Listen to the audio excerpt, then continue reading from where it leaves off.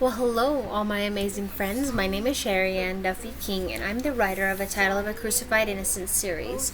And this book, Secremthia Rewind, Part 2, Book 7, is part of my series.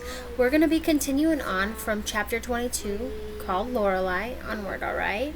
And hopefully we can get the book done in this whole video. Alright, let's get going. Hello, Lullaby. Mina smiled toward Lorelei. Lorelei, can you help me find Leo's lily? Lorelei smiled. Towering Twins Inn. Talk to William Shaw. He can help. Lorelei vanished, leaving Mina feeling breathless. Images of the Towering Twins Inn flashed before Mina. She stepped out of the cemetery and turned around. Inscribed on the gate it read, Shreve Grove Cemetery.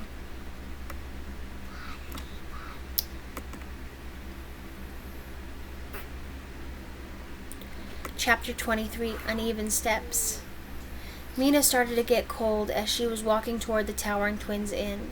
She hugged her arms as she continued her journey. Trees rustled around in the wild. Mina looked up at the sun and realized that there were two suns that danced in the sky. Up ahead of Mina stood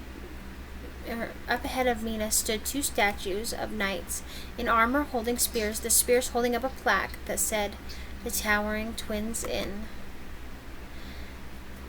Mina stopped, then read the plaque, and then continued down the left side of the path toward a double-story European-style building. Vines climbed up the columns up toward the second-story balcony. Mina walked up to the front door and knocked on the double French front doors. A tall, broad young man appeared. Yes, how may I help you, miss?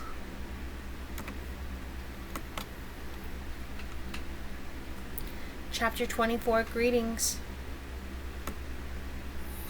Mina stepped through the arch of the doorframe, smiling up at the tall, blonde-haired man. My name is William Shaw. What's your name, miss? Mina reached for his hand, smiling up at him. My name is Mina Abel. I was wondering if you have a room available that I could rent from you for the night. William guided her up the stairs to the second floor. Opening the door to the bedroom, Mina stepped through and turned around. Welcome to the Towering Twins Inn. Dinner will be at 6 p.m. I will see you later. William's smile lingered on Mina. Mina gave him a hug to say thank you for the room. As soon as she touched him, a shock zapped him. He looked at her and left the room fast.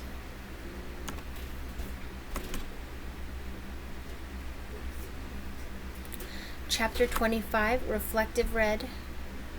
Mina stepped into the room. The bed was huge. The balcony doors were even nicer to see from within the room. Mina steps in farther, passing the dresser on the right and seeing the mirror on the left, and ahead is the master bed. Knock, knock. Mina went to turn the door, but a glint of a light flashed across the mirror. The knocking sound wasn't coming from the door. It was coming from the mirror. Mina walked over to the mirror, feeling very anxious. Beyond the mirror stood H. He was knocking on the inside of the glass. He put his hands flat together and pushed his fingertips through the glass, breaking the barriers to her side. He swished his hand and pointed toward the ground. As he spoke, his words were muffled to where Mina couldn't hear him. The only thing that made her understand was to point to the ground. Mina looked down and saw that H was pointing to the carpet that was blood-stained. Mina got a quick image of a girl with long red hair. She rushed into the room and grabbed onto the frame of the mirror, then touched the floor. The ground shifted under the power and then split, opening up. The girl placed a chest in the hole and then hovered her right hand over the crack. The floor shifted and sealed. The girl turned to Mina and looked at her. Or so Mina thought. It was Lorelei. Lorelei heard a noise and rushed out of the room.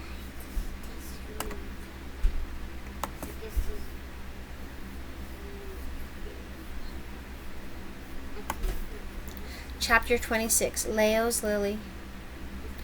Mina touched the frame with her left hand, then hovered her right hand over the blood stain. She closed her eyes and prayed to Aneo. A power surge connected her to what she needed. The room shifted and the floorboards under the bloodstain opened up. Mina released the mirror frame and bent low to the open floor. Mina picked up the small jewelry box, lifting it out of the floor and setting it on the ground near the hole. As it left the hole, the floor below sealed up. Mina unclasped the lock and tilted the lid up and back. Inside rested a seashell with a lily in it. The shell was clear and with black specks. The lily was pink in the center and started to turn purple and then blue on the tips of the flower's edge. The chain was sterling silver that glinted gold in the light of the twin suns. Mina placed the trinket around her neck and placed it gently under her shirt. Mina turned back to the box and it was gone, which surprised her.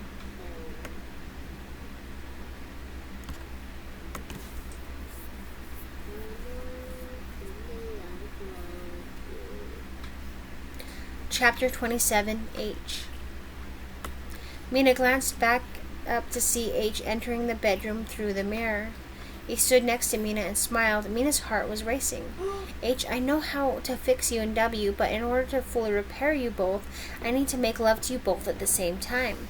That's the only way. We need to bring W into here with us. How do we do that?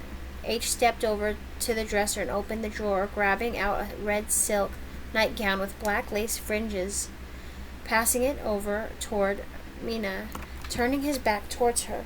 Mina took the nightgown and started to remove her clothes, replacing it with the nightie. When she was done placing it over her curves, H turned around and his jaw dropped. Are you okay, H? H closes his mouth, thinks for a minute, and then talks. Mina, W told you that if you called, he would come. He is attached to you just like I am. We both are deeply in love with you. All you have to do is call. Then when he arrives, we cannot see each other, but I can always feel him when he is near. He will be unaware of this threesome.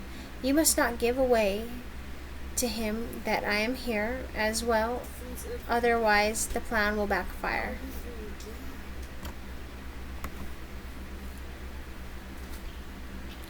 Chapter 28, A Ménage à Trois.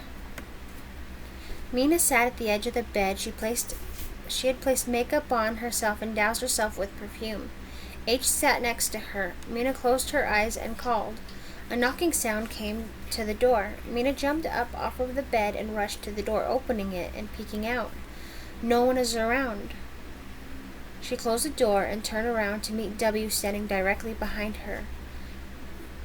The surprise of seeing him had her stepping back into the door. W placed his left hand on the door next to Mina's head. His right hand he brushed his fingers through Mina's thick locks. Hello, Mina. You called? I knew you would. You are mine after all. Mina dropped her eyes to his chest. You're right.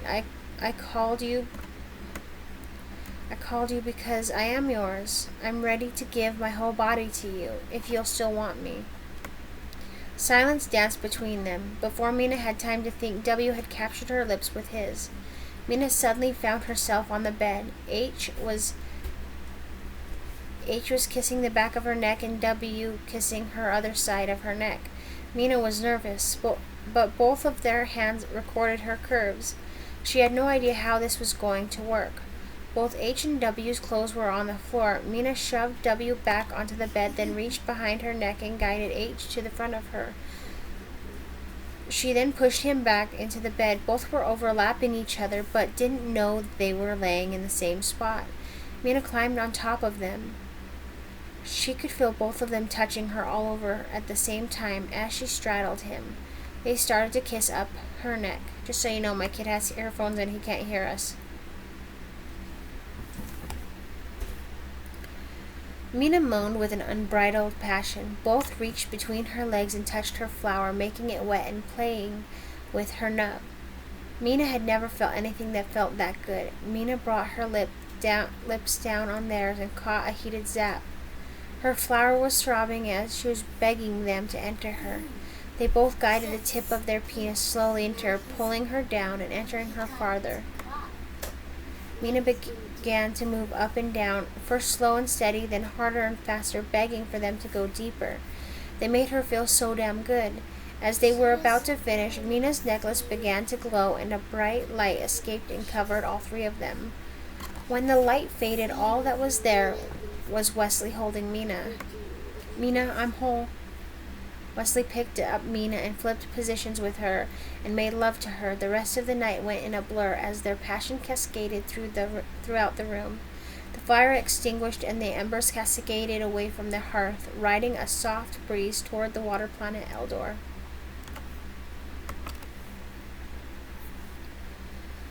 Chapter 29, Morning.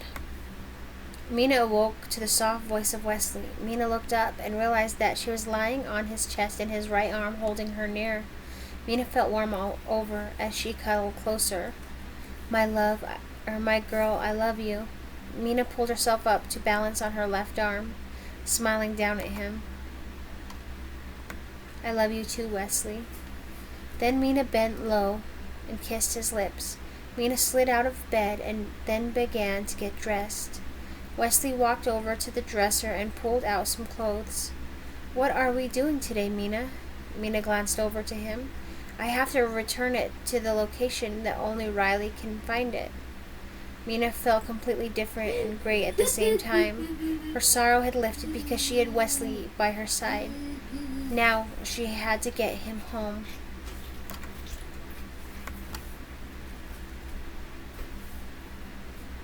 Chapter 30, Time, Tyme, yell mark. Mina relished holding Wesley's hand as they walked to the Tree of Time. Mina released Wesley's hand and grasped onto the necklace around her neck, holding it for a few minutes. Then she snapped the chain with one huge throw. The necklace flew far and landed in the lake, sinking below the surface. Mina took a deep breath and turned toward Wessley. With a quick flash, Wessley had vanished, and Mina was no longer near the Tree of Time. She was back in the room with mirrors in Orthormia, the mirror world. Mina found a recliner and sat down. A strange noise came from across the room. Mina stood up and walked over toward the source. A huge mirror stood in front of her with black silk cloth draped over it. Mina grabbed a bunch of the material in her hands and then pulled. The cloth swayed and fell to the floor. Mina noticed the mirror was shimmering like water. She picked up her right hand and slowly brought it up to the surface and went to touch it. Alarm filled her every fiber. A hand burst through the mirror and grabbed her, pulling her into it. Fear and anxiety overpowered her. She was crying, and all her senses went black.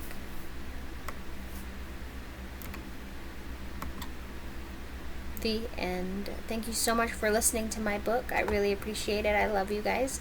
Thank you so much. I will see you for next time's book. Remember to catch me in Secremthia Rewind Part 3, Book 8, alright? I haven't read it yet, but I'm going to write it. And it'll be up as soon as possible, alright? I love you, my beautiful friends. Bye.